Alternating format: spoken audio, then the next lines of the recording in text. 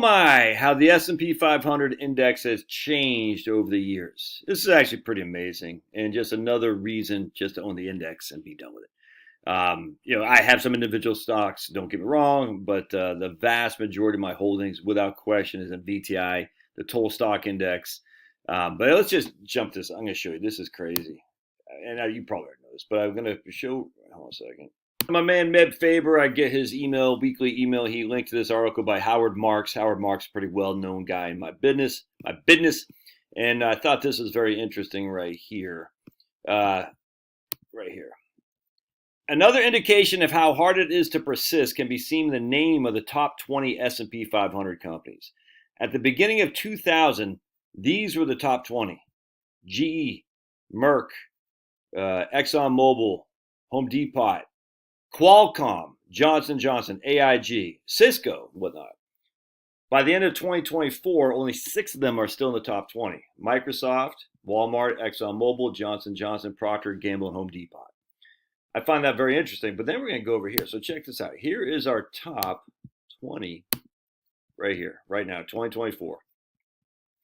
Apple, Nvidia, Microsoft, Alphabet, Amazon, Facebook, Tesla, Broadcom, Berkshire Hathaway, and Eli Lilly as a top 10. ExxonMobil is now down. Where was ExxonMobil? Right there. All right, so down there. Still in the top 20, but check that out. ExxonMobil's market cap. And so remember, what is the S&P 500? It takes the largest market stocks by market cap. What is market cap? Number of shares outstanding times price per share. All right, so just check this out. ExxonMobil has a market cap of $472 billion today. All right, let's go back to 2000 and the year 2000. ExxonMobil's market cap was a number one. It's 302.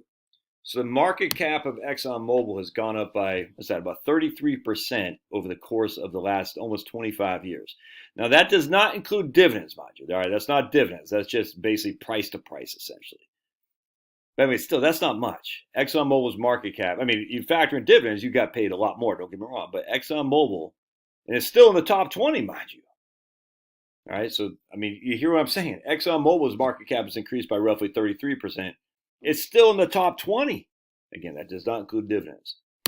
So let's see what we got. Here's Eli Lilly, and this is in 2000. Yeah, 2000.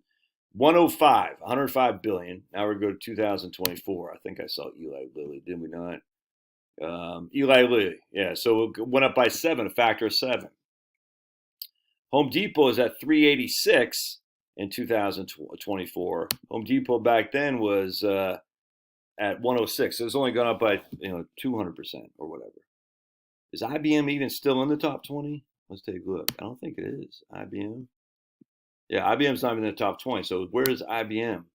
So let's go down here. We're going to type in control that guy. Control or command right there. We're going to put IBM. I was looking for Elaine Floyd. Let's see if it's all right, right there. It's at 37 right now. And that market cap, that's not the market cap. I don't know what the market cap is. But anyway, IBM is now down at 37. And again, IBM in 2000 was at right there in the top 20. Isn't that crazy? AIG, is AIG even in the S&P 500 anymore? I don't know. Let's take a look. AIG. Nope, AIG's not in the S&P 500 anymore. Let's take a look at Qualcomm. It's not going to be. I mean, it's just not. So anyway, look at it. Oh, yeah, there it is. AIG is number 203. Excuse me. AIG is number 203. It is in there. Isn't that crazy, though? Look how much has changed. I mean, just think, in 2000, you're like, Cisco. Cisco's still in there? I bet it's got to be, right? Cisco's got to be in there. Cisco. 31. Cisco's at 31. I mean, it's amazing. And I was in this business back then. In 2000, where's Pfizer now? Let's look at horrible Pfizer.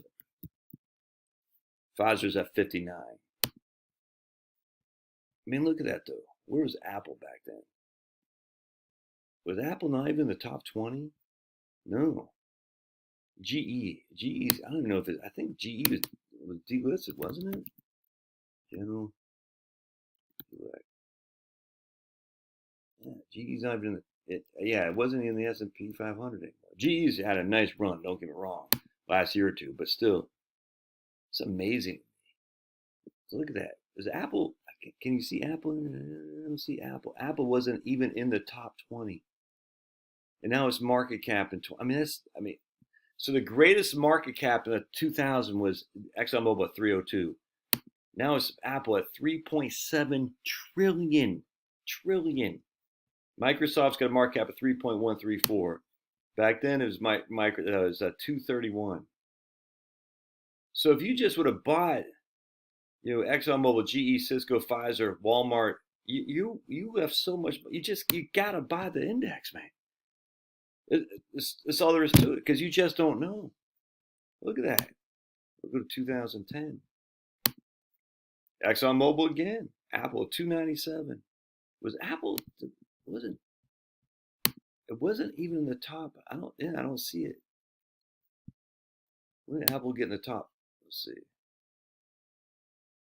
Wells Fargo. Merck. Is Merck even in the S&P 500 anymore? Let's take a look here. Merck. Merck, after Vioxx and stuff, do they even still exist? I don't even know anymore. It does, I'm sure, but Merck is number 27. Yeah, so there we go. I don't pay any attention. I got a couple individual stocks, not many. Bank of America was in the top 20. Well, they got Bank of America 25. I saw that. That's crazy, man. Anyway, you just got to buy the index. And that's the reason right there, because it changes so much, you just don't know. You just don't know. In fact, there's a study some guy did. I can't remember off the top of my head. I did a couple videos on it.